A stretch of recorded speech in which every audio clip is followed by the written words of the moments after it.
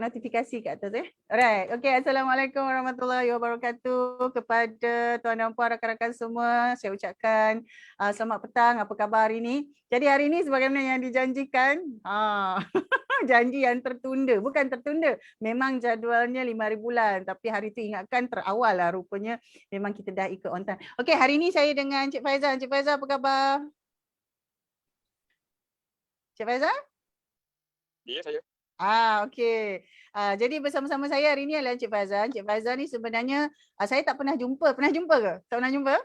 Tak pernah. Okey, kita tak pernah jumpa. Kita hanya jumpa di media sosial saja. So kami berdua ni sebenarnya kawan Facebook sahaja.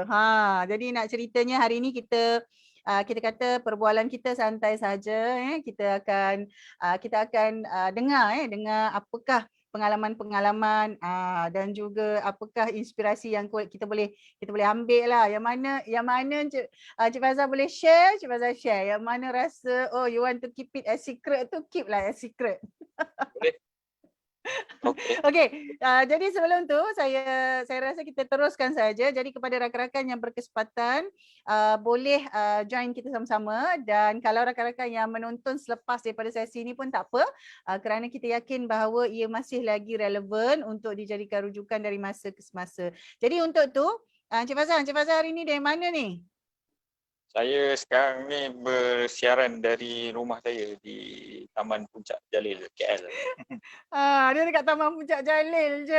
Jadi siapa-siapa yang kata tahu kat mana Cik Fazal tu, dia dekat Puncak Jalil tu je. Jadi sebab tempoh lockdown ni tak boleh keluar lah Cik Fazal kan? Memang tak boleh keluar lah. Saya sekarang ni cuma buat kerja yang saya hakiki saya lah. Kerja kat sini lah. Alright. Okay. Jadi sebenarnya kalau ikutkan ada kita kongsi sebelum ni kan, saya pun ada berjumpa dengan beberapa orang kata penulisan page dan juga blog yang Cik Faizal memang jagalah. Jadi boleh tak kalau mungkin kepada rakan-rakan yang first time dengan Cik Faizal hari ni, boleh tak Cik Faizal cerita sikit background ataupun apa sebenarnya yang Cik Faizal buat sekarang dan kaitannya dengan projek Gembala Kambing? Okey, bismillahirrahmanirrahim. Mulanya saya ni ada sebidang, bukan saya lah, tanah arwah ayah saya lah. Dekat ada sebidang tanah di kampung di Bagan Datuk, dan kebetulan pada masa tu dekat tanah tersebut ada reban ayam. Reban ayam ni sebelum saya mulakan projek ternakan kambing saya ni, reban ayam ni adalah kepunyaan abang sepupu saya. Okey. Projek dia ni dah ditinggalkan hampir, saya rasa 5 tahun kot sebelum saya mulakan projek ternakan lah. Jadi bila reban tu dah macam tak digunakan, jadi saya bercadang, saya pun bagi cadangan lah pada abang sepupu saya supaya saya take over lah dengan beberapa cadangan supaya saya buat bayaran lah kepada dia terhadap keluasan kandang yang saya gunakan lah. Jadi pada masa tu saya bermula dengan ternakan lembu mula-mula. Okey. So, ternakan lembu yang saya buat mula-mula tu kita buat secara feedlot, maksudnya kita beli lembu yang sudah hampir matang, contohnya macam untuk kurban ke kan. Jadi 3 bulan atau 4 bulan sebelum korban, kita akan beli lembu dan kita gemukkan lah, maknanya feedlot. Bagi makan, tanggung lah, makan tanggung, bukan lepas ragut. Sebab kawasan sekitar tu memang kebun sawit kepunyaan orang kampung. Jadi saya tak dapat kebenaran untuk lepaskan lembu dalam kebun dia orang kan. Sebab dia orang takut tanah rosak apa semua. Jadi saya ambil keputusan untuk buat feedlot lah. Jadi kita perlu potong rumput apa semua, dan semua makanan memang kita tak ada, orang kata memang bukan dilepas ragut lah, maksudnya memang kita kena potong rumput apa semua bagi lembu kita gemuk lah, macam tu lah. Itu projek permulaan. Itu masa mula-mula. Jadi masa mula-mula tu memang Cik Faizal background penternakan pertanian ke macam mana? Ya tak, saya background engineering dalam bidang electrical engineering. Jadi bila buat projek itu mesti ada support kan. Jadi support tu sebenarnya siapa yang jalankan dan siapa yang ada kemahiran teknikal tu sebenarnya? Okay, masa mula-mula saya nak buat tu ialah sebelum saya nak start menternak tu, saya pergi melawat dulu dekat kandang yang sedia ada. Bukan di Belajar kawasan. sendirilah ni. Maksudnya kita jumpa orang yang sedang menjalankan projek ternakan, tanya mereka macam mana nak dapatkan benih lembu, macam mana nak bagi makan, apa makanan yang sesuai. So maknanya kita study lah. Saya pun untuk ternakan lembu pun hampir 6 bulan jugalah saya study. Lepas tu macam mana nak design kandang. Tengoklah, kita pergi kandang-kandang orang, kita tengok lah macam mana. Macam lembu ni dia saiz besar kan, jadi kita perlu sediakan laluan untuk dia masuk, laluan untuk keluarkan dia, kena sediakan ramp supaya kena lori. ada design. Kena ada design layout juga dia punya tempat tu. Bukan, yalah, kita nak buat, kalau nak buat sesuatu tu kita buat betul-betul lah kan. Betul. Dan sebab kita memikirkan proses keluar masuk lembu ni pun memerlukan orang kata tenaga. Jadi supaya kita sendiri tak stres masa proses tersebut, jadi kita perlu design lah macam mana nak memudahkan kerja kan. Kita stres, lembu pun stres. Betul. Jadi masa tu kita ambil masa lah untuk jangan macam saya sendirilah, ini saya punya cara lah. Saya akan buat sesuatu tu, saya akan study dulu lah macam mana nak buat kan, pergi jumpa dengan orang yang terlibat dalam bidang tersebut adalah lebih baik. Maksudnya sebab yalah, mungkin kita nampak secara orang kata mata kasar ni senang je perkara tu nak buat, tapi di sebaliknya tu ada macam-macam perkara yang kita perlu tahulah kan. Betul, saya setuju. Kalau tengok macam best je kan. Seronok aja tengok. Tapi sebaliknya tu macam-macam perkara yang kita sendiri pun tak jangka akan berlaku kan. Berapa lama lepas daripada buat lembu tu sebelum kepada kambing? Okay, actually untuk ternak kambing ni adalah daripada idea arwah ayah saya lah. Sebab dia masa kecil dulu dia pernah menternak kambing. Jadi masa saya menternak lembu tu, dia dah beria sangat supaya saya juga menternak kambing. Jadi saya cakap saya tak ada manpower yang betul-betul boleh jaga lah kan. Dan disebabkan keadaan dia pun masa tu ialah dah agak berusia. Jadi saya pun takkan nak harapkan dia untuk jaga kan. Dan dia juga ada, sebab actually kandang reban ayam yang abang sepupu saya tu, dia panjang dia hampir 200 kaki. Jadi untuk projek lembu saya tu, saya cuma guna sebahagian lah, dalam 90 kaki je lah saya buat kandang lembu kan.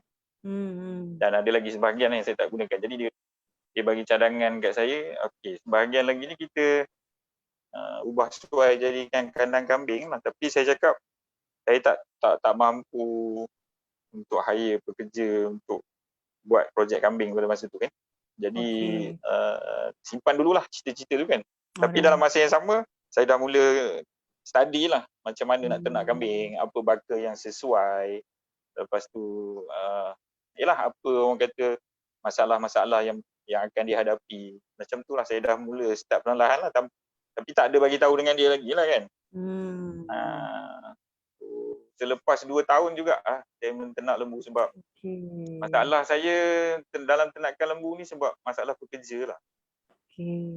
Sebab pekerja ni betul-betul sanggup. Sebab lembu kalau ikutkan lah, kalau kita nak betul-betul lembu kita ni sihat, gemuk, satu hari rumput ni lebih kurang lah, ini paling minimal lah 40 kilo ke 30 kilo nak kena bagi.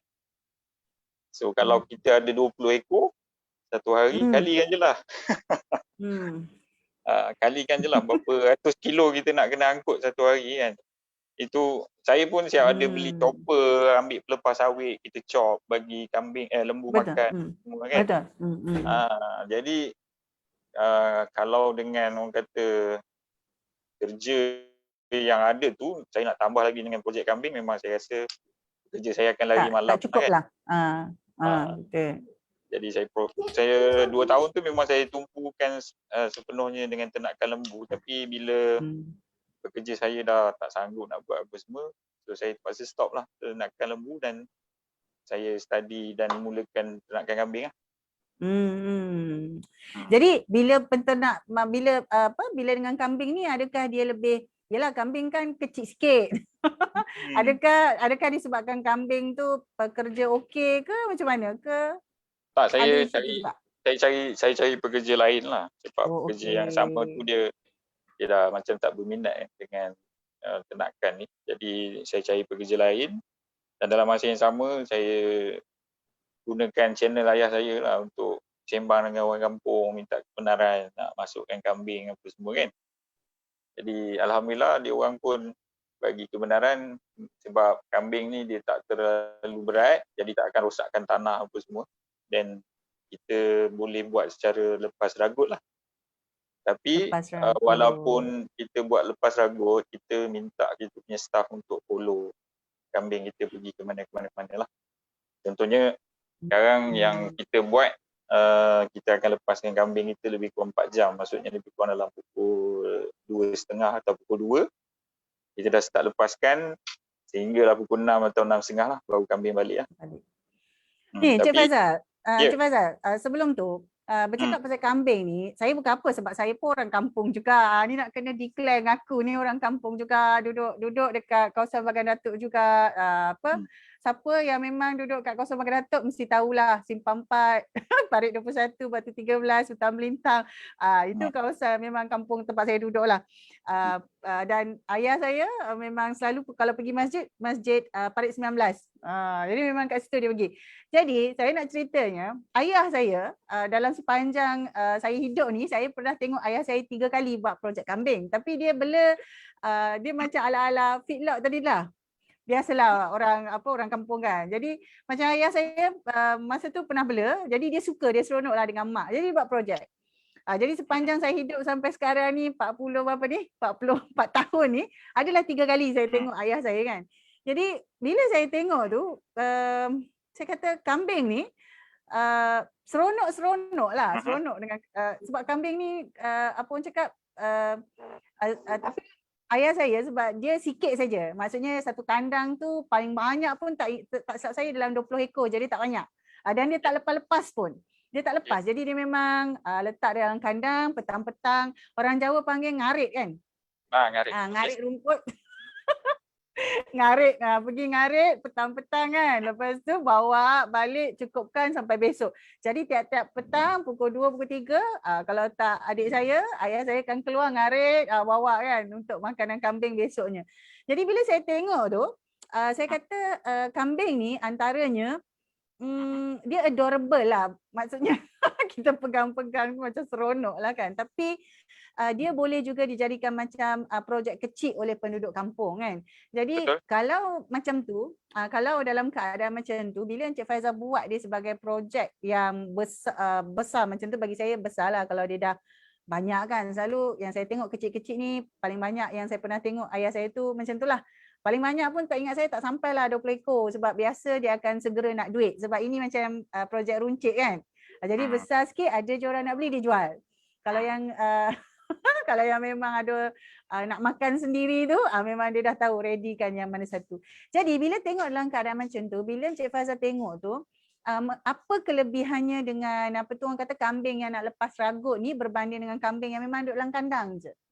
Okey, kelebihan lepas ragut ni satu, kita boleh kurangkan tenaga untuk ambil rumput lah. Sebab lagi satu, kambing ni kalau dilepas dia lebih kata sihat lah dari segi. Sebab macam saya sekarang ni yang saya buat, kambing yang macam induk, ibu apa semua tu, saya memang lepaskan sebab kita dalam projek yang saya buat ni, saya bukan nak kambing saya gemuk lah. Okey. Ni untuk induk lah. Kalau yang untuk anak-anak jantan tu lain. Okey, untuk induk saya tak nak kambing saya gemuk, saya nak kambing saya sihat. Alright. okey, kalau gemuk ni dia akan lambat beranak tau. Oi. Oi. Alamak. Okey, kena sihat jangan gemuk. Okey, okey, Ha, setuju. ha. Alright. Okey, tak Terasa dia pula dia walaupun saya bukan kambing. tak, ini memang yang saya perhatikan sendiri pengalaman di kandang lah. Mana kambing-kambing saya Okey. yang saiz dia orang kata dia sebenarnya macam kita menternak ni kita kena ada ilmu jugalah macam mana nak menilaikan orang kata kita punya kambing punya orang kata saiz dia lah. Okay. Kalau macam untuk induk yang kita nak supaya dia aktif beranak, kita jangan sampai dia jadi obes lah. Okey. Jadi kita kena tahu macam mana nak tengok dia punya body score. Maksud dia body score ni ada setengah tempat, setengah negara dia ada sampai 5, ada sampai 6. Kan? Tapi kalau macam kami yang saya selalu tengok, selalunya kambing saya ni saya pastikan induk dia tu dalam 3.5 ke bawah.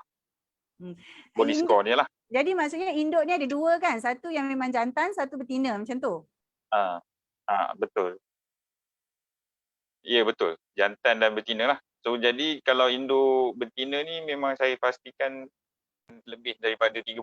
Kalau ada pun 4 tu okey lah. Cumanya kita nakkan dia sihat. Kalau dia terlalu gemuk, kita akan orang kata dapat hasil anak tu lambat lah. Sebab macam saya buat projek, saya jual kambing muda. Okey.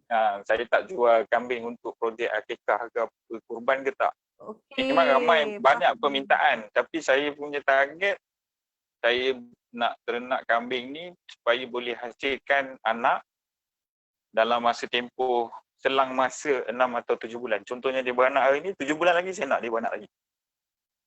Jadi memang kita nak jadikan induk betina kita ni betul-betul produktif lah. Okey, faham. Jadi saya punya target anak yang terhasil tu, anak-anak jantan yang terhasil kita akan gemukkan. Contohnya macam saya sekarang ni saya target anak jantan yang dah mencapai berat 20 kilo saya akan jual. Sampai berat 20 kilo saya akan jual. Tapi kadang-kadang tak cukup sebabnya permintaan untuk kambing muda ni tinggi. Okay. Sebab sekarang ni dalam proses nak banyakkan induk di kandang lah. Sekarang ni saya punya target sampai 2022 ni saya harap kita boleh dapat 100 ekor induk lah di kandang kan. Ni Encik Faizal, biasanya satu kambing induk betina tu dia biasa dia sebab dia ni mamalia kan, darah panas kan. Jadi dia bila beranak tu dia seekor je kan? Dia macam ni. Ada tengok pada kadar kesihatan dia lah. Macam di kandang saya lah sekarang ni yang saya dah buat selection. Saya dah menternak hampir 6 tahun kan. Jadi anak-anak betina yang mana lahir di kandang memang saya tinggalkan lah. Buat masa ni memang kita tak jual walaupun ada orang minta nak beli apa semua. Kecuali kalau betul-betul dia nak beli dengan harga yang saya rasa berpatutan baru saya akan jual lah. Okay. Kalau tak memang saya akan simpan anak-anak betina ni dan saya buat selection. Selection macam anak betina yang maknanya lahir kembar. Contohnya dia lahir 2 ekor, 3 ekor memang saya akan simpan. Sebab dia akan bawa, dia sendiri pun nanti akan melahirkan anak yang kembar. Okey. Paling banyak biasa berapa? Berapa ekor? Satu ekor betina tu berapa paling banyak dia sekali? Maksudnya sekali dia beranak tu berapa ekor dia boleh? Kalau yalah di kandang saya sekarang ni paling banyak saya pernah terima pun 2 ekor lah. Kalau di tempat-tempat lain ada yang sampai 4 ekor. Ada 3 ekor. Dia sebenarnya ikut pada orang kata baka dan juga kadar kesihatan. Baka dan kesihatan kambing tu. Menarik lah, menarik. Apa yang menyebabkan Cik Faizal fokus kepada menjual induk berbanding dengan menjual kambing tu untuk tujuan tempahan? Tak, saya lebih jual kata kepada kambing muda ni sebabnya pertama kita cuma macam saya lah, saya punya target sekarang ni dalam tempoh 5 ke 6 bulan saya nak berat anak kambing jantan saya dalam 20 kilo. Jadi penjagaan kita tu tak terlalu lama Dan kita punya kos sebab kambing ni sendiri pun kita perlu ialah pastikan dia sentiasa sihat apa semua kan. Jadi kalau dalam tempoh 6 bulan ni kita tak perlu nak risau lah kalau macam untuk korban ataupun akikah kambing ni kita kena jaga paling kurang pun 2 tahun untuk kita buat program akikah atau korban. Jadi tempoh masa nak jaga 2 tahun tu berapa banyak kos yang kita keluarkan. Jadi panjang dan juga kita pun ada risiko dari segi kesihatan apa semua kan. Jadi kalau kita buat program kambing muda ni, insya-Allah saya rasa dalam tempoh 6 bulan tu kalau jaga dengan baik, kita boleh capai lah target apa yang kita nak.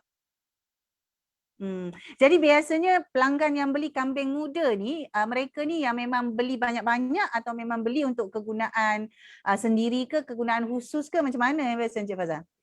Sebab sekarang saya dah ada macam regular customer. Kalau saya up je dalam Facebook kan, dia akan private message saya, okey bang simpan terus untuk ni saya datang. Nanti minggu depan saya datang ambil. Dia memang, sekarang ni memang saya kalau saya nak simpan bagi besar sikit memang saya takkan up lah dalam Facebook.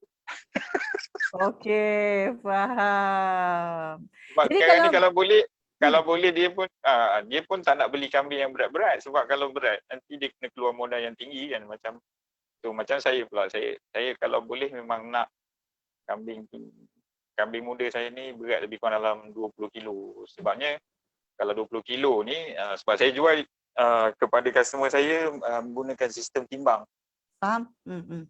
Jadi kalau timbang ni mana sama-sama boleh puas hati lah. Kalau contoh kita buat penilaian berdasarkan mata ni, saya tengok kambing saya mungkin besar, orang lain tengok mungkin kecil kan. Betul. Jadi untuk badan je nampak besar, tapi naik kat penimbang dia kurus, dia ringan. Jadi saya nak puaskan kedua-dua pihak. Macam saya pun puas hati, dia pun puas hati, jadi kita timbang sama-sama tengok. Kalau timbang walaupun tu tipu, kecil, kalau berat jalan. Jalan. Kalau timbang tu tipu maknanya tipulah kan. Tapi menariklah. Jadi biasanya kalau ikut pengalaman Cik Faizal kan, kambing yang macam mana, kalau macam berat 20 kilo tu, kambing muda tu memang dah sesuai ke untuk disembelih dan makan macam kat kedai-kedai makan biasa ke kan, restoran apa tu, biasanya dia akan beli yang macam mana? Okey, sekarang ni macam-macam trend dah ada sebenarnya terhadap kambing ni kan. Ada yang nak buat golek, ada yang untuk makan kata dengan keluarga. Dan ada baru-baru ni saya pun ada juga jumpa kawan yang menyediakan perkhidmatan golek ni kan. So, dia ada cerita lah dengan saya baru-baru ni, dia ada dapat permintaan untuk sediakan kambing yang kalau kita dah sembelih, dah bersihkan, maknanya karkas lah, karkas kita biasa panggil karkas. Karkas dia nak lebih kurang berat dalam 5 ke 6 kilo je. Seekor? Maksudnya yang kecil. So dia orang nak buat satu ekor tu masak terus dalam nasi, tu makan satu family. So sekarang dia dah macam-macam trend permintaan terhadap kambing ni tau. Jadi kita selama ni hanya diketengahkan untuk buat korban, masak kari, masak kurma apa semua kan. Tapi sebenarnya kambing ni dah dipelbagaikan dari segi sajian. Kan? Jadi macam-macam sebenarnya ada permintaan. So ada juga yang setengah tu minta untuk buat prime cut, maksudnya potongan yang orang kata premium kan. So kalau premium ni dia tak boleh lah nak beli berat dalam 20 kilo, dia nakkan berat minimum pun dalam 40 kilo. Jadi kena besar lagi. Besar lagi sebab kalau nak buat prime cut ni kita bila nak buat prime cut ni mestilah ada daging apa semua, kena cukup lah kan. Jadi itu yang macam-macam jenis permintaan ada. Jadi kita macam saya fokus kepada, sebab yang saya jual ni kepada orang kata trader lah. Dia orang ni dia beli kambing saya, so dia orang akan gemukkan lagi, baru dia jual. Baru dia akan jual. Dia pun ada customer dia sendirilah. Kebanyakannya dia kata yang datang beli tu daripada orang yang buat bisnes golek lah kan. Biasanya yang bisnes golek ni dia orang nakkan berat kambing between 28 to 30 kilo lah. Sebabnya biasa yang kambing golek yang ada di pasaran ni, berat karkas yang dia orang bakar ni antara, kalau tak silap saya lah, 17 ke 20 kilo lah, lebih kurang macam tu. Setiap seekor tu perlu berat banyak macam tu lah. Itulah lebih kurang macam tu lah kan. Tapi ada yang lebih lagi lah kan. Tengok pada permintaan lah. Cumanya kebanyakan yang Okey. datang beli dengan saya ni memang trader lah. Dia orang memang akan beli, sekali beli 5 ekor, 10 ekor macam tu lah. Cumanya macam saya sekarang ni masih peringkat dalam mengembangkan lagi bilangan induk. Jadi selalu satu musim beranak tu tak banyak. Kita ada cuma dapat hasilkan dalam 15 ekor. So dalam 15 ekor pun tak semuanya jantan. Ada betina apa semua kan. Jadi Mm-mm. buat masa ni kita tak mampu lagi untuk orang kata iklankan terlalu, orang kata selalulah. Maksudnya saya akan iklan 6 bulan sekali, 6 bulan sekali saya akan iklan lah. Cik Fazal, dia kalau pelanggan beli macam trader tu, dia beli, katalah dia beli untuk digemukkan, untuk dijual, untuk makanlah macam, kalau macam yang tadi katalah macam kambing golek tu kan, dia akan minta kambing ke dia akan cakap kambing jantan, kambing betina? Dia cakap Dia kambing je? kalau yang trader ni dia ada dua yang dia orang nak beli.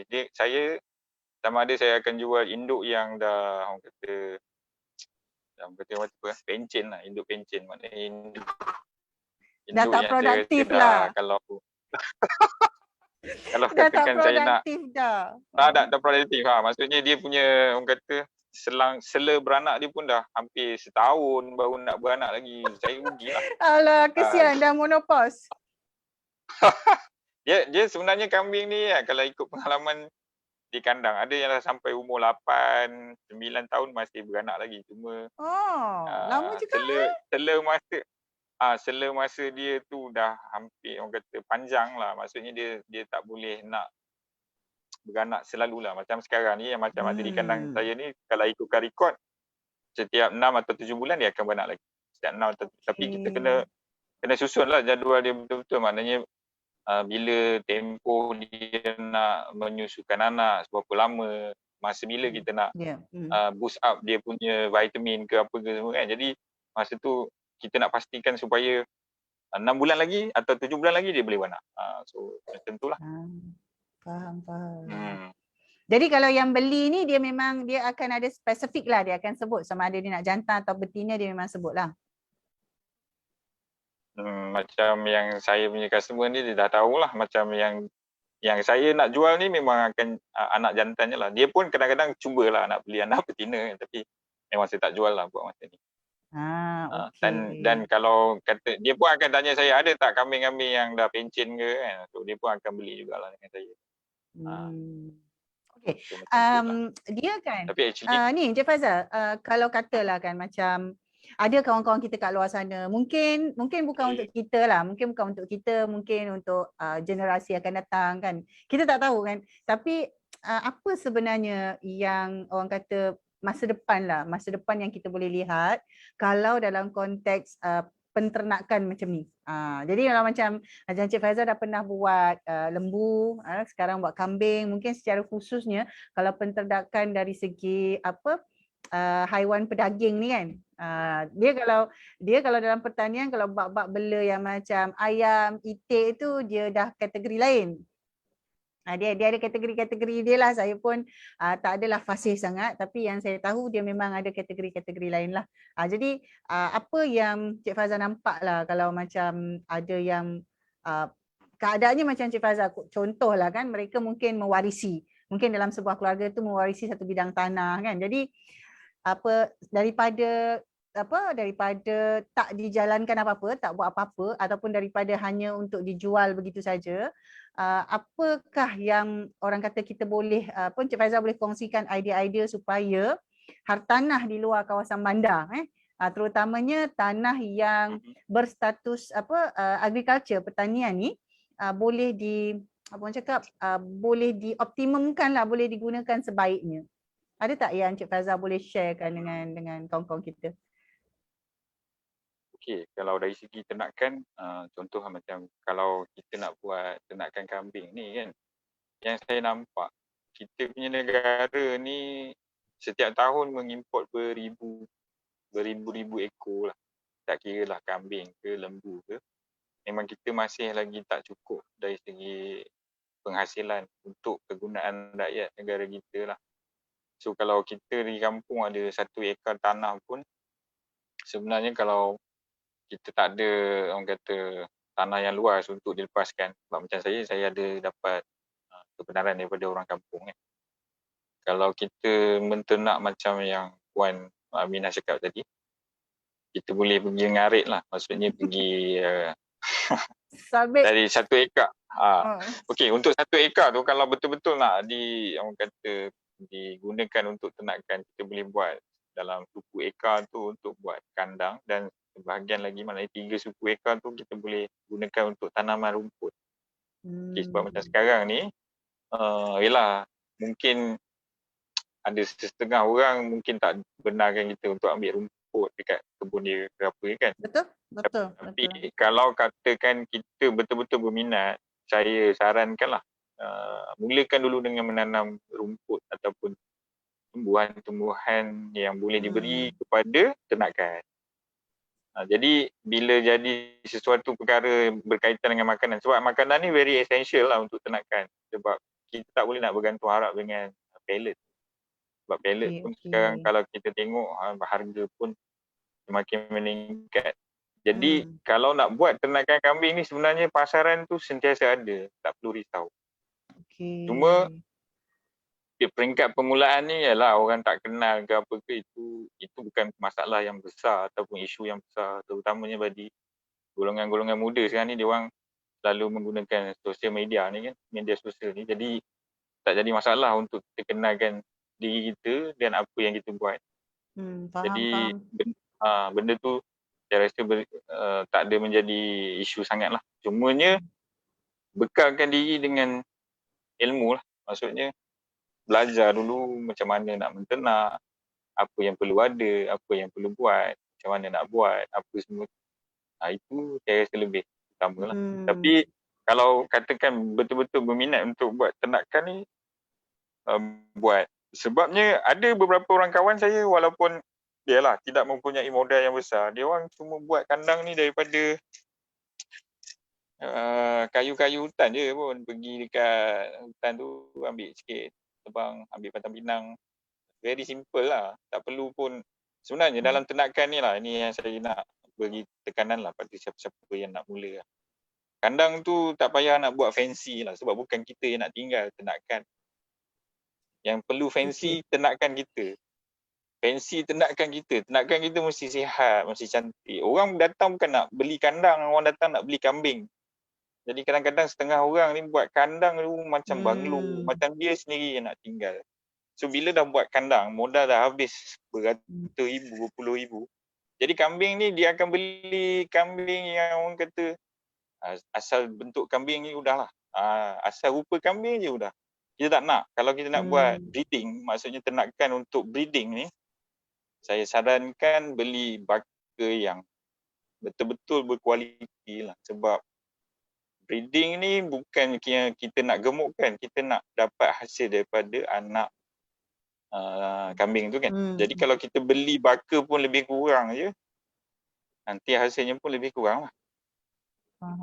Itu yang saya kadang-kadang kalau orang duk tanya saya, satu pertama kalau boleh sediakan dulu makanan untuk ternakan. Maksud saya makanan tu carilah dekat sekitar kita, macam contoh di Bagan Datuk kan.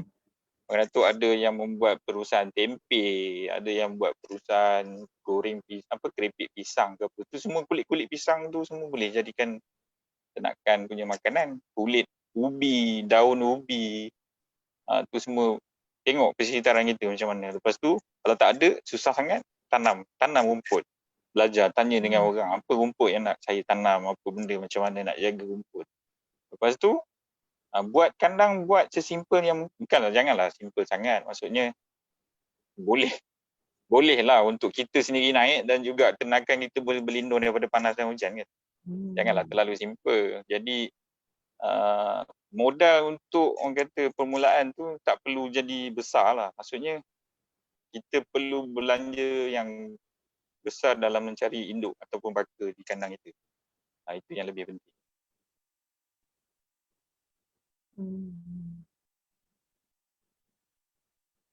Nah, Cik Faizal, ada lagi ke? Lagging sikit. Ya. Yeah. Cik Faizal masih ada di situ? Tu lah, tak ada. Saya rasa okey kot. Ya, Okey, alright, apa tu? alright, alright. Okey, jadi katalah kalau kita dah ada dalam keadaan macam itu, sebab ada beberapa rakan-rakan sebenarnya yang banyak kali bercerita sebab ada maksudnya ada tanah, maksudnya ada tinggalan tanah. Dan biasanya tanah-tanah ni bukan di kawasan bandar, di kawasan kampung. Jadi ada keadaan tertentu di mana tanah-tanah ni tak digunakan. Itu yang jadi saya nampak bahawa ada keperluan mungkin pengurusannya mesti diuruskan oleh anak-anak muda ataupun orang-orang yang macam Cik Faizal lah yang ada apa orang cakap ada kebolehan ilmu nak urus-urus ni semua, tapi pada masa yang sama saya yakin kena ada jugalah network dekat dengan orang-orang kampung tu kan. Jadi kalau macam Cik Faizal sekarang ni, bila gunakan tanah tu, adakah dia semestinya tanah sendiri ataupun memang ada yang kira macam sewa tanah kalau buat projek macam tu? Kalau katakan contoh macam saya sekarang ni, saya ada tanah tu memang tanah arwah lah. Dan sekarang ni dah ditukar milik pada kita orang adik-adik. Cumanya macam kalau katakan tak ada tanah, mungkin boleh sewa lah. Ataupun cuba berpartner lah, maksudnya JV lah kan.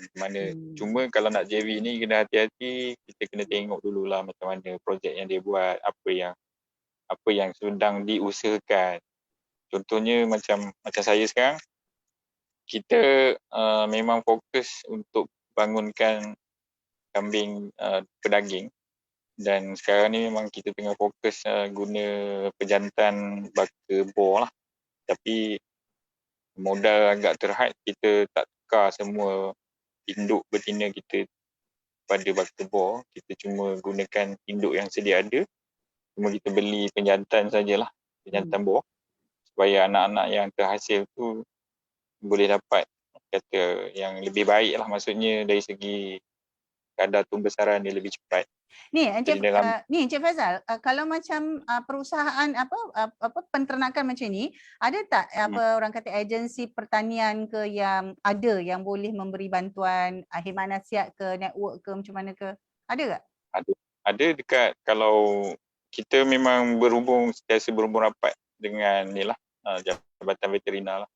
Sebab di veterina ni dia sekarang ni dah orang kata dia orang boleh bagi kita khidmat nasihat lah. Contohnya macam ada orang kata kalau kambing kita ni sakit, macam mana kita nak uruskan. Kalau contohnya kita nak dari segi pemakanan, macam mana, apa yang sesuai.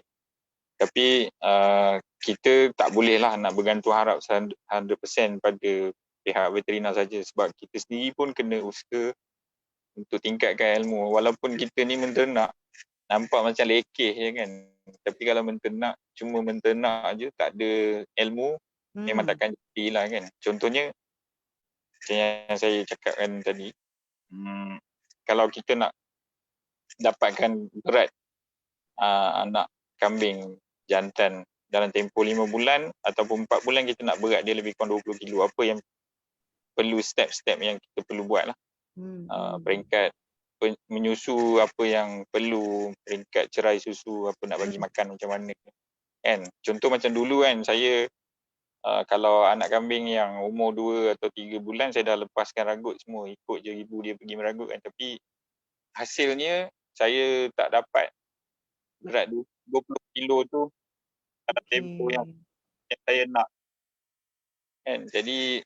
Jadi apa namanya, lambatlah hasil yang kita boleh. Jadi sekarang ni apa yang saya buat, kita tukarkan anak-anak ikan jantan yang mana kita nak jual dan nak gemukkan tu, kita feedlotkan je. Jadi dia takkan ikut meragut. Sebab kalau ikut meragut ni dia kadang-kadang banyak main daripada makan sebenarnya. Itu yang dia lambat sebab budak-budak kan, nak main je kan. Jadi dia main. Jadi dia leka, kadang-kadang bila mak dia hilang, dia dah lari cari sana cari sini. Jadi dia tak fokus untuk makan. Jadi kalau kita betul-betul nak, saya sekarang ni adalah, ini pun antara saranan daripada pihak veterina sendirilah. Dia kata feedlotkan. So feedlotkan, nak feedlotkan macam mana? Kalau yang terbaiknya, dia orang bagi saya cadangan, satu petak tu seekor je. Jadi bila nak feedlot ni, kita nakkan lembu kita gemuk tau. Kalau gemuk, macam mana kalau manusia ni dia kalau kita bagi dia makan je tak bergerak, tu dia cepat gemuk kan? Suka tak macam ternakan kita? Sebab tu dia Cepat orang bagi gemuk. jadi dia bagi cadangan kat saya kalau boleh sekat. Maknanya satu ekor letak satu petak, satu ekor satu petak, maknanya bagi dia makan minum je. Pergerakan pun kurang. So Okey. sebab pergerakan ni memerlukan tenaga. So bila tenaga digunakan, so dia orang kata tak akan jadi gemuk lah kan. Saya Jadi that's why saya terasa macam dekat rumah saya ni pun macam environment kandang kambing lah pula. Dia jadi kita kena belajar lah teknik-teknik tu lah. Okay, macam mana nak gemukkan, macam mana kalau kita tengok kat overseas ke apa kan. So dia orang nak gemukkan lembu apa yang dia bagi. Dia bagi makan je macam kita nak bagi macam mana nak bagi lagi cepat gemuk. Bagi makan sebelum dia tidur, bagi makan. Maknanya macam bagi makan waktu petang, bagi makan benda-benda yang konsentrat tinggi ke ataupun yang nutrisi tinggi kan, fat tinggi ke waktu petang. Contohnya pukul 6 kan baru bagi dia makan benda-benda yang menggemukkan. Menggemukkan. Jadi dia makan dalam pukul 7, pukul 8 dia dah kenyang, dia tidur. So lagi cepat gemuk. Cepat gemuk. Saya bukan apa, sebab bila cerita tu saya teringatlah macam jadual kat rumah, Allahuakbar. Tapi tak apa. Cik Faizal, satu lagi, kalau betul-betul dekat Bagan Datuk tu sebenarnya dekat kawasan mana yang Cik Faizal punya apa orang cakap tapak penternakan tu? Saya kalau di Bagan Datuk tu di Kampung Sungai Lancang. Kampung Sungai Lancang. Yang mana yang memang duduk kat Bagan Datuk tu dia tahulah. Tapi kalau nak dapat khidmat nasihat, nak berbual-bual, nak sembang dulu macam mana nak buat, mungkin boleh hubungi boleh hubungi Cik Faizal. Cik Faizal, kalau nak cari dekat mana Cik Faizal? Saya dekat Facebook boleh cari saya. Nama dekat Facebook saya Muhammad Faisal Basri. Kalau official page pun ada kan? Namanya apa? Gembala? Kambing Gembala. Kambing Gembala. Alright. Okay. So kalau ikutkan lokasi betul-betulnya Kampung Sungai Lancang Ya, betul. Tapi itulah janganlah pergi sana terus sebab nanti nampak kandang dan nampak kambing saja, tak ada orang pula kan. Ada pekerja saya je yang ada kat sana. Alright. Jadi sebelum apa cakap sebelum kita berakhir ni, salah satunya sebenarnya kita nak kongsikan supaya katalah ada rakan-rakan di kawasan bandar yang mungkin ada tak tahulah sama mungkin dia sendiri, mungkin adik-beradik, mungkin keluarga, kalau ada tanah macam kita dengan Cik Faizal punya pengalaman tadi sebenarnya asalnya adalah tanah pusaka lah, kira tanah pusaka Cik Faizal. Tanah yang kepunyaan orang kata generasi yang terdahulu, mungkin kadang-kadang ada setengah tu mungkin ayahnya, mungkin atuknya, jadi ada keadaan macam itu. Jadi mungkin boleh fikirkan beberapa projek yang boleh diteruskan dan dijalankan oleh generasi muda juga di kawasan sana. Kalau Encik Faizal boleh kongsi sikit, kalau dekat kawasan Bagan Datuk tu pekerja yang dicari itu memang pekerja orang tempatan dan yang masuk kategori orang muda, betul atau tidak? Betul. Cumanya macam saya sendirilah, kita pun ada offer lah dekat orang kampung kita. Jadi kadang-kadang mereka dia tak berminat tau. Sebab kerja tak glamour kata orang. Sebab sekarang saya pun gunakan khidmat pekerja asing. Saya tak pakai orang kampung. Cumanya ada beberapa cara lah. Sebab sekarang ni kita ada vocational bukan vocational sebab saya tak pasti, tapi dia ada bahagian TVET tu, kemahiran TVET, yes. Dekat Teluk Intan kita ada TVET. Dekat Teluk Intan tu kita ada TVET. TVET tu di Teluk Intan memang ada yang bahagian ternakan tau di Teluk Intan. Jadi dia ada yang ternakan ayam, ternakan kambing. Jadi kalau kita betul-betul orang kata nak cari pekerja yang separa mahir lah. Maksudnya memanglah dia orang belum betul-betul mahir sebab dia hanya belajar secara teori, belum secara praktikal kan. Sebab apa yang kita buat apa yang kita belajar, macam contoh saya sebelum saya nak ternak kambing ni setahun saya belajar. Pergi kandang orang, tanya itu, tanya ini, macam kadang-kadang sampai orang pun tak selesa. tanya macam-macam, kita tak tahu, kita tanyalah macam-macam kan. Orang So apa menyampah yang tapi apa yang kita dengar daripada orang dengan apa yang kita hadapi ni mungkin tak akan sama. Sebab Betul, betul. setiap kandang, setiap projek ternakan dia ada keunikan masing-masing. Contoh macam dia cakap kambing dia makan makanan A boleh jadi gemuk. Bila kita cuba bagi tak jadi. Mungkin salah kot cara kita bagi ke macam mana kan. Sebab kita pun dengar dia bagi saja. Cara dia bagi tu macam mana kita tak tahu kan. Sebab benda-benda tu melalui pengalaman dan try and error di kandang lah. Contoh macam orang cakap bagi dedak ayam boleh gemuk ke apa kan. Dedak yang macam mana nak bagi ni kan. Kita kena tahu juga. Betul. Jadi setiap kandang tu dia ada keunikan dia masing-masing dan dia ada keistimewaan dia masing-masing. Jadi hanya penternak tu sahaja yang tahu macam mana apa semua kan. Mungkin dia boleh share apa yang dia bagi apa semua, tapi cara, bila kan, yang itu kita sendiri yang kena olah dan kena cubalah di kandang. Jadi apa yang kita belajar dan apa yang kita praktikkan di kandang ni kadang-kadang tak boleh nak sama kan. Jadi kalau katakan nak cari pekerja tu bolehlah. Kita boleh gunakan khidmat orang kampung, tapi satunya kita sebagai pengusaha yang nak buat ni, kita sendiri pun kena tahu. Jangan harap 100% dengan pekerja kita lah. Kan, contohnya macam ada yang berminat betul-betul nak buat ternakan dan mahu orang kata sama-sama bangunkan kampung, bagi bantuan pada adik, abang ke apa nak buat. Jangan harap abang kita sendiri je atau adik-beradik kita je yang tahu. Kita sendiri pun kena tahu. Sebab macam apa, kalau katakan ternakan kita ada masalah ke apa ke, mungkin kita sendiri pun boleh, yalah mungkin orang akan cakap kau tak pernah duduk kandang, kau tak tahu apa yang jadi kan. Tapi at least kita tahu kalau simptomnya, sakitnya jadi macam ni, matanya bengkak, dagunya bengkak, kenapa kan. Macam kalau kita belajar, kita tahulah oh ini ada cacing ni, kalau pucat je kelopak matanya, ni cacing, ni apa-apa semua. So kita boleh bertindak lebih awal untuk bagi ubat ke apa ke kita nak buat kan. Tapi kalau kita semua harap bekerja je, kalau macam saya ni lah memang terus terang cakap memang sekarang ni harap pada bekerja lah kan. Kita pun bukan ada CCTV kat kandang pun. Kandang pun kandang marahan je kan. Maknanya kandang simple je kan. So kalau kata pekerja kita cakap semua kambing sihat, memang sihat je lah. Kita fikir sihat je lah kan. Kita bukannya boleh pantau kata setiap hari di sana kan. Jadi kita pun sendiri kena ada ilmu untuk buat projek ternakan ni lah. Baik. Okey, baik. Terima kasih Encik Fazal, terima kasih banyak. Saya rasa kepada rakan-rakan kat luar sana, kita harap dengan perkongsian ni, sebab saya pun banyak belajar sebenarnya.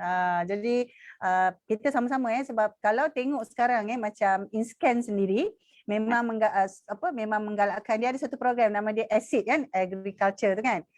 Jadi memang dah nampak bahawa negara kita, kerajaan kita sebenarnya sekarang ni dah nak memberi perhatian kepada pengeluaran macam ni, maksudnya producer. Sebab kita ni banyak consume, kita banyak consume tapi kita tak cukup produce tu tadi. Tak cukup. Dan macam Encik Fazal cakap tadi lah, sebenarnya memang tak cukup. Jadi kalau boleh macam kita, rezeki kita boleh ada di mana-mana dan cara kita pun mungkin berbeza. Tapi kepada rakan-rakan yang memang ada kapasiti, maksudnya ada minat, ada kapasiti, ada kebolehan, kita sama-sama galakkan. Jadi buat masa sekarang kita ubah mindset kita. Sebenarnya dia bukan pasal glamour macam Encik Fazal cakap kan. Dia orang kata macam orang datang memang nak beli kambing. Jadi kandang tu tak payah nak glamour. Kambing tu yang mesti sihat. Jadi macam kita bila kita buat perusahaan, sebenarnya pendapatan tu yang juga menjadi salah satu faktor. Bukan hanya kerana apa orang cakap, keadaan semasa yang kita rasa macam hebat, selebriti kan, pergi sana pergi sini. Macam saya lah tu, action je lebih. jadi dari segi mana-mana yang kita boleh buat tu, kalau kita kata kita boleh sokong, kita sokong. Kalau kita memang ada kapasiti, ada modal ke apa, saya rasa dah sampai masanya untuk lihat semula supaya modal kita tu digunakan untuk perusahaan yang berbentuk producing, macam tu kan, pengeluaran tu tadi. Jadi insyaAllah saya ucapkan terima kasih. Encik Faizal, ada tak apa-apa yang akhir sebelum kita tamatkan, kalau Encik Faizal nak kongsi dengan kawan-kawan kat luar? Encik Faizal, kalau Encik Faizal tak kisah nak sebut, Sebab saya tak tahu, katalah kalau macam seekor kambing tu biasanya dia punya value ataupun kalau katalah kalau seekor kambing tu dijual, dia punya value ataupun nilai tu dia agak-agak sekitar berapa? Macam Kita tak dapat jual yang tiap-tiap di bulan, kandang kita saya lah. hanya jual 6 bulan kan. Macam saya sekarang ni saya jual berdasarkan berat hidup. Saya timbang dulu. Sekilo dalam RM25. Jadi that's why saya target ada 20 kilo. Jadi saya anggarkan kambing saya berat 20 kilo tu saya boleh dapat dalam 500 lah. Faham. Jadi sekarang ni saya nakkan kambing saya kalau boleh 4 bulan je dah boleh 20 kilo. Jadi lagi cepat lah kita boleh dapat kita punya hasil kan. Pusingan. Jadi that's why saya target. Dan maknanya sekarang ni saya tukar kepada baka bor. Jadi dalam tempoh 4 bulan atau 5 bulan saya dah boleh dapat berat dalam 20 kilo. Kalau sebelum ni 9 bulan atau 10 bulan baru boleh dapat berat dalam macam tu sebab saya pakai bukan baka pedaging kan. Dan teknik yang saya guna pun sebelum ni kita lepas anggut. Jadi sekarang ni kita nakkan kambing kita ni gemuk, kita feedlotkan dia. Jadi lagi cepat. Okey, faham. Okey, jadi saya ucapkan terima kasih banyak. Jadi kepada rakan-rakan, insya-Allah kita kata masih ada lagi banyak peluang. Kan, masih ada lagi banyak peluang, masih ada lagi banyak apa orang cakap, yalah memang macam sekarang kita kata nak dapat income yang segera, betul. Tapi pada masa yang sama kita mungkin nak fikirkan satu projek yang sustainable. Kita sebut sebagai sustainable kan. Walaupun dia mungkin lambat masuk income tu, tetapi kita boleh susun lah. Kita boleh susun yang itu. Saya nampak bila Encik Fazal cerita tadi, sebenarnya kita boleh susun. Kita boleh susun, jadi kalau katalah kita dah tahu 4 bulan, 6 bulan baru boleh jual, jadi berapa banyak yang kita jual, income pada waktu tu kita kena susunkanlah balik untuk kegunaan berapa. Mungkin untuk semua kos perbelanjaan untuk 6 bulan dan 6 bulan yang akan datang kena disusunkan. Saya rasa boleh tu, jadi income dia, kalau katalah buat laporan kewangan, janganlah tengok sale monthly, dia tak boleh tengok monthly sales, dia lain. Sebab awal-awal hari tu saya contact Cik Fazal kata saya tak ada income monthly. Betul lah tu, sebab bisnes dia, model dia penternakan ni dia ada masa, dia bukannya hari ni terus boleh, tak, dia lain dia lain. Jadi saya ucapkan terima kasih kat Cik Fazal, terima kasih banyak kerana berkongsi hari ni dan sebenarnya rindu nak balik kampung Bagan Datuk tapi tak boleh balik. Yalah, dah lama tak balik daripada bulan 1 tu. Bulan 1 ke bulan 2 Yalah lebih kurang lah. Macam saya daripada tahun lepas lah memang tak ada gerak langsung kan sebab ramai. Kalau tak boleh lah nak balik seorang-seorang kan sebab ada family. Jadi untuk itu kita ucapkan selamat maju jaya kepada rakan-rakan yang berada di mana-mana saja dan kita harap keadaan kita ni semoga dia bertambah baik. Jadi saya ucapkan terima kasih kepada Encik Fazal, terima kasih kepada kawan-kawan dan boleh share video ni, insya-Allah kita beri satu orang kata konten baru orang tak ceritalah pasal nak ternak kambing ni kan. Orang semua cerita jual juta-juta kokoja lah, baju dropship apa-apa. Jadi kita dengar satu cerita lain sikit dan nanti mungkin boleh follow Facebook Kambing Gembala ke Gembala Kambing tadi?